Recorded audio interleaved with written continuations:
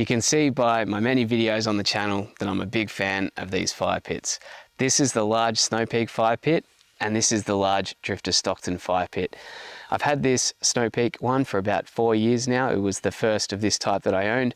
A lot of the Chinese contract manufactured ones weren't available at the time.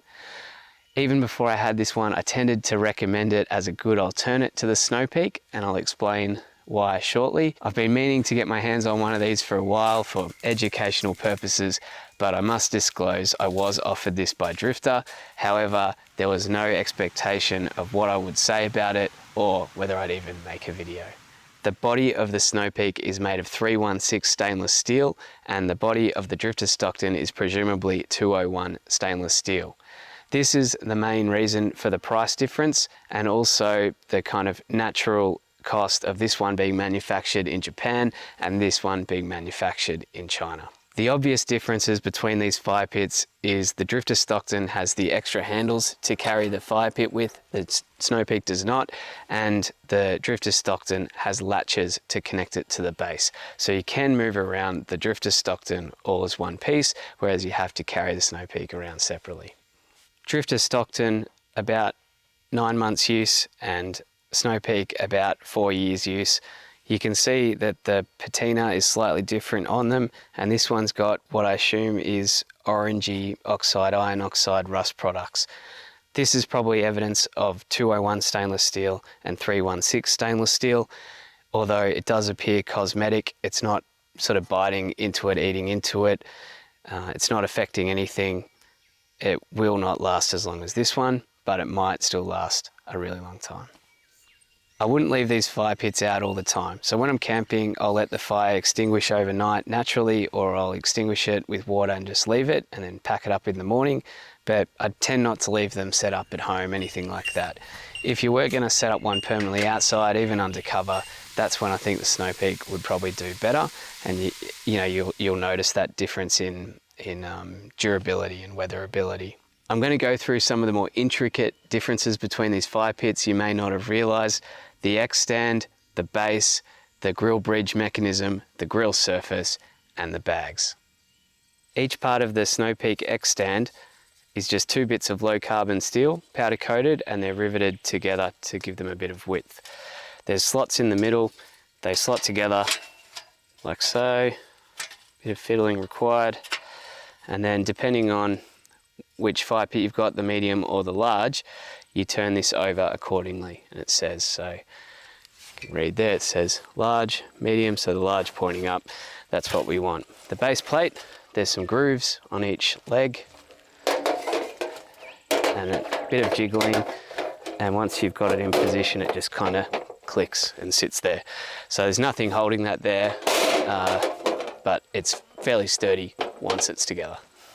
Remember how I said that I often recommended the Drifta Stockton as an alternate to the Snowpeak, even before I owned one? The reason for that was I figured that Drifta, who sold the Snowpeak solely in Australia for a long time and have the most experience selling these types of fire pits in Australia, they probably knew what they were doing when they decided to make their own version and sell it. And I think in particular, this X-stand design is their improvement on the Snowpeak design.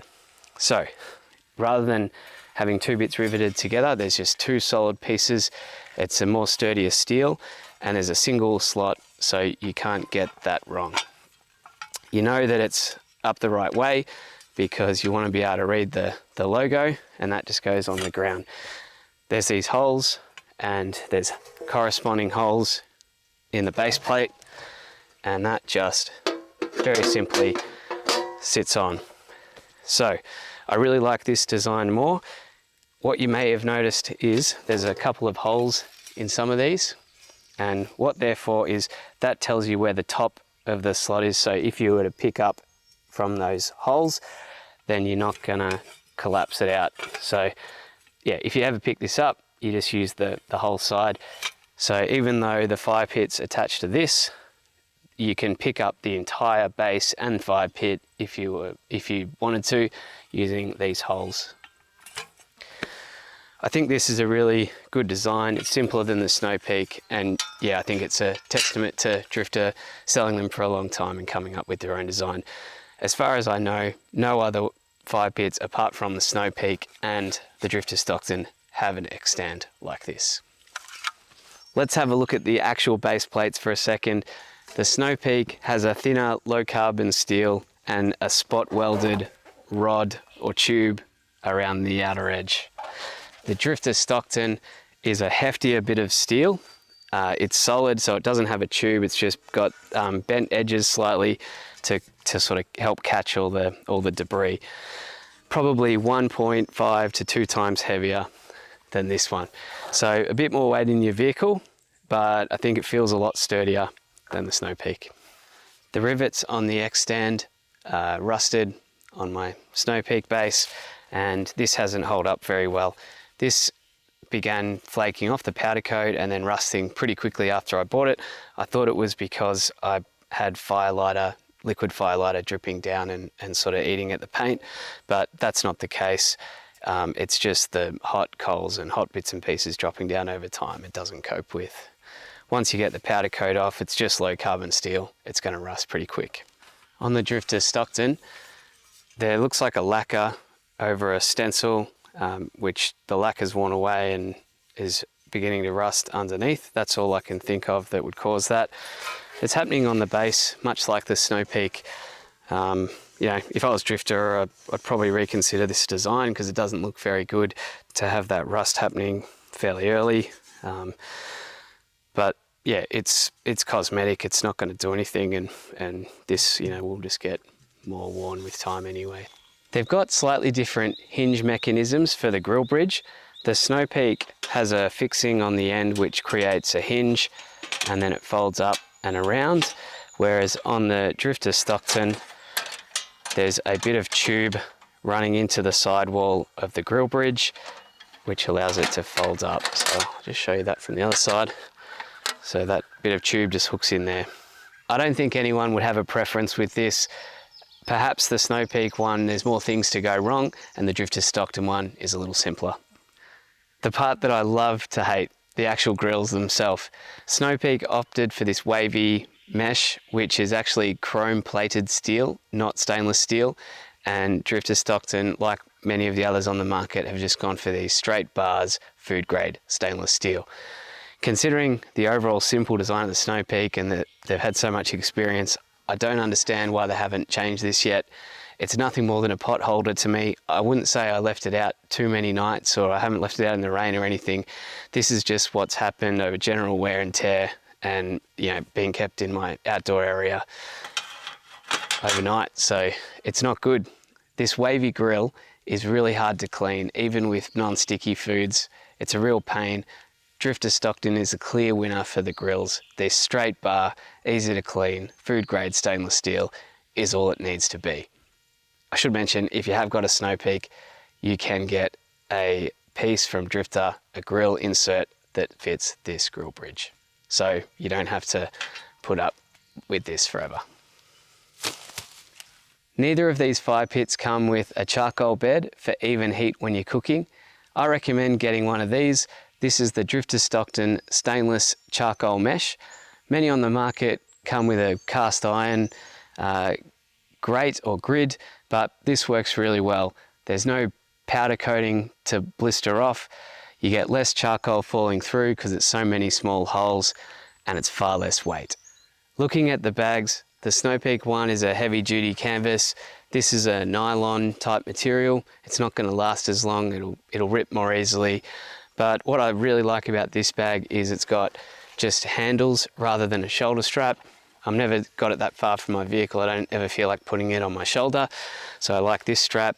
Also, square bag. So I've spoken about this before. Having a square bag is just much more convenient to throw it all in. Neither of them have got zips, and they've both got one pocket on the outside. The Snowpeak one feels a lot more heavy duty than this one. But I think that if you look after them, this bag will be fine. And, you know, I'd recommend getting an aftermarket bag if you're going to keep your fire pit and do a whole lot of camping and traveling with it. So neither of these bags are great, but I'd say I like the square bag and I like these handles. When you're folding and closing, I thought you'd be interested. The Snowpeak sounds and feels very effortless, Whereas the Drifta Stockton, it hasn't ever seized on me or anything like that, but you can feel it's a bit more resistance and squawk as you move it. So look, made in Japan, that's the difference in the craftsmanship, and made to a price, and it's good for what it is. The Drifta Stockton is 350 Australian dollars. I've seen it for just under 300 on special. At Tom's Outdoors, the Snowpeak Fire Pit is $550 Australian. I think currently the only place you can buy it in Australia. I have seen it on sale occasionally around $450, but it's more rare. The thing to note is that this one, the Snowpeak, doesn't come with an X-stand as standard. So that's, for Snowpeak's one, an additional $75. So $625 retail versus $350 retail. Put differently, this one's about 56% of the price of the Snowpeak. This one's made of 316 stainless steel. When Drifta was selling it, they said that, and Tom's Outdoors website says that as well. And this one's 201 stainless steel, made in Japan, made in China. And that's really where the difference is. So are these fire pits worth that much money? And is there any value in getting one over another? To answer the first part, yes. You can build a hot, efficient campfire. They're heaps of fun to cook on, and they allow you to leave no trace when you're camping. Awesome. So I love these products, and that's why they've been such a feature on the channel. As for choosing which one, that's more a decision for you. This is my trusty bush hat. I bought it at a market somewhere, paid a reasonable amount for it, a fair amount, and it's been squished, it's been squashed, and I bring it with me everywhere. And I've lost it a few times and then found it again. If I wanted, I could spend up to $320 on an Australian-made Akubra hat, handcrafted in Kempsey, New South Wales. I've decided to spend my money on other things, and so there's people that would jump at the opportunity to buy a Snowpeak and just go straight for it, and other people will laugh and say that's too much money. But what's most interesting is there's probably people out there that are willing to buy a $320 hat and not a Snowpeak Fire Pit, and there's probably people that are willing to buy a Snowpeak Fire Pit and not a $300 hat.